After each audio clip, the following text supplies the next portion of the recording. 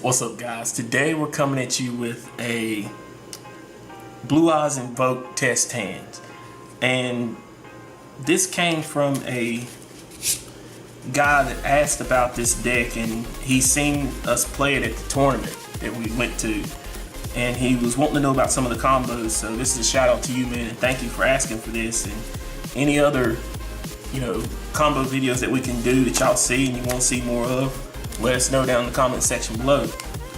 But the big thing with this deck is you just want to make sure that you can lock your opponent out. You don't want them doing unnecessary stuff, because Blue Eyes really doesn't have no back row protection. So this deck, what you're doing is you want to put up a big massive board. You can run your opponent over, you ain't got to worry about that, but you want to draw through your resources as fast as possible and get a answer to your opponent before they can really set up. So to start things off, we got these 5 cards in hand, which is not too bad. It's not a bad opening, really. Really, it's not. So the first thing that I would do is I'd want to first get that invocation off. So I'd get my Alistair summon and just get to the invocation as fast as possible, because you can resource through the deck and get the Blue Eyes on the field. So you're not too concerned with that. Next, we already got one Alistair, so we're going to pitch one to the graveyard and go ahead and get Blue Eyes White and then an alternative.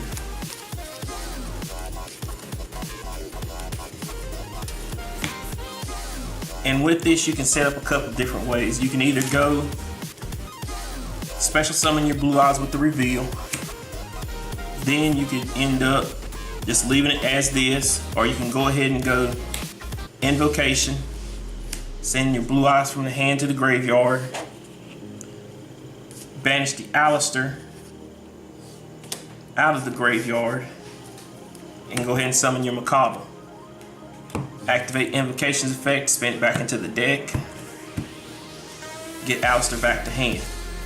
And with this, you still got an Alistair on board, but you're really baiting your opponent with that. You're wanting them to focus on this instead of this, and that's the whole key.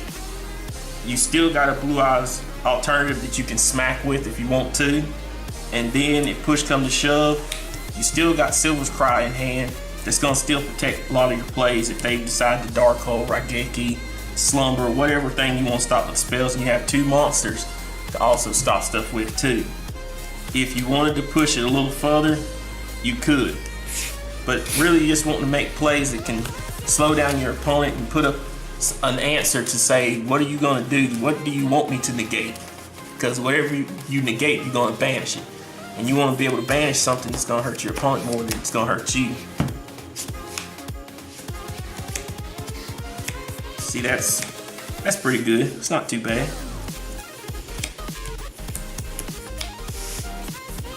What we can go ahead and do is go ahead and dump that, get an alternative, and a regular Blue Eyes to hand. We can go ahead and special summon an alternative by revealing. Go ahead and draw 2 more. Still looking pretty good. You could do this a couple different ways. You could, if you're going second, which this is 5 cards, that's how we always go with though. But if you was going second, you could go for a hard push, or you could either just go for a setup play once again. What you could do is you could set this, go ahead and overlay that, and go into Hope Harbinger, and you got 1 Return of the Dragon Lord already in. So that's good right there. You have not normal summoned yet. So you could go ahead and normal summon your White Stone, activate your Sage, targeting your White Stone, get another Blue Eyes to field. Then you can use your White Stone effect to banish, add your Blue Eyes back to hand, activate your trade in to draw 2 more, kind of a brick, but it's okay. You still got 6K on board. And you got one good negator. And that's the main thing that you're wanting to do. You want to make sure that you can always have something on board that's going to keep negating. I've had pretty good success with this. It's not, you know, a lot of people, they ask me how were you able to get it to run like this, and a lot of it I didn't put in a whole invoked engine in it. All it is 3 Alistair, 1 invocation, and 1 of the field spell. And that has really helped me with, you know, making sure that it didn't get too repetitive. I never wanted to see too many field spells. I never want to see invocation in hand. I want to try to always search it out. See, like that, it's a different setup every time, and that's what I liked. Even with the Galaxy Soldiers, I only run 2 of them, and that's it. I just want to be able to get that play off, and that's all I want to be able to do. So first things first, normal summon our Sage. And what we'll do is we will get a White Stone of the Ancient. A White Stone Legend, apologize. Next, we will go ahead and activate Galaxy Soldier by pitching our stone, and we'll get a Galaxy Soldier to hand. Stone's effect will go off, and we'll get a Blue Eyes too. So already your deck thinning like crazy. Next, go ahead and activate our Galaxy Soldier, pitching our Blue Eyes. Then we'll go ahead and overlay and go into our Cyber Dragon Nova and then into our Infinity. Next, we will go ahead and activate our Wonder Wand, targeting our Sage. This effect's used up, so we'll activate that so we can draw 2 more cards. That's okay. And we could go ahead and activate our Return to Dragon Lords to bring back our Blue Eyes and have protection for it. So you got a good negator that's gonna sit there and negate 1 good spell. If it goes to your turn again, you can suck up that monster. You still got Blue Eyes on the field with a good protection on it. And that was the thing that I was looking at it when I was trying to build this build. Is even though you can get clunky hands, the deck can power through it. Even though you get, you know, sometimes brick hands, the deck can, you know, roll through itself. And that's the thing that I liked about this build. Shuffle this up one more time. Let's see what other test hand we can get. Cards, alternative, trade in. Alright. First things first, let's go ahead and get rid of those alternatives. Go for another trade in. Alternative ain't doing me no good. See what I'm saying? You don't want to draw that Alistair, but Alistair's okay right now. You can go ahead and normal summon that. Go ahead and banish out.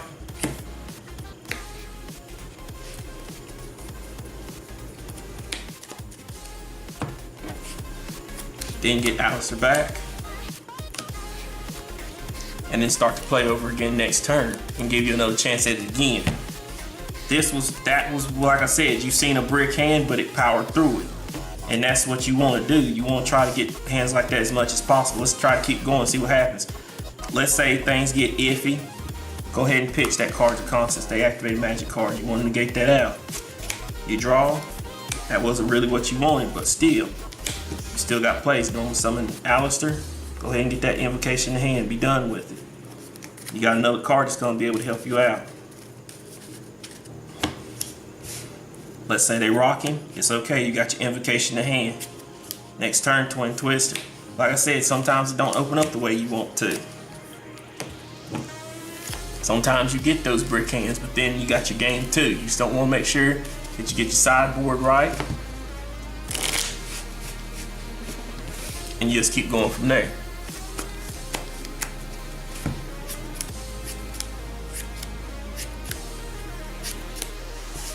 I don't know, we might be able to do something with this. Go into cards.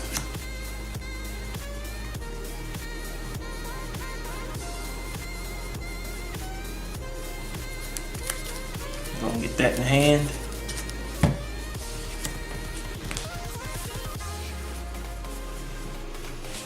Go ahead and special reveal. Then go ahead and get that trade-in going. Oh yeah, that's what you like to see. Go ahead and activate that field spell. Go ahead and get the Alistair. Old Alistair. Get the Invocation.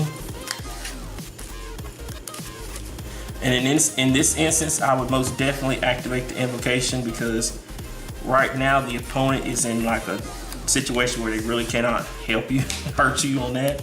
So you banish these out. And yes, I will banish a Blue Eyes. I do not care. Go ahead and activate Invocation effect, spin it back on top of the deck. Get your Alistair back. Don't forget on Macabre. Gotta get him up there.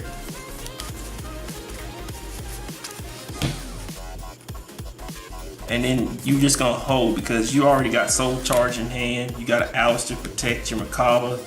You got things to stop effect monsters. You got a way to get over damage.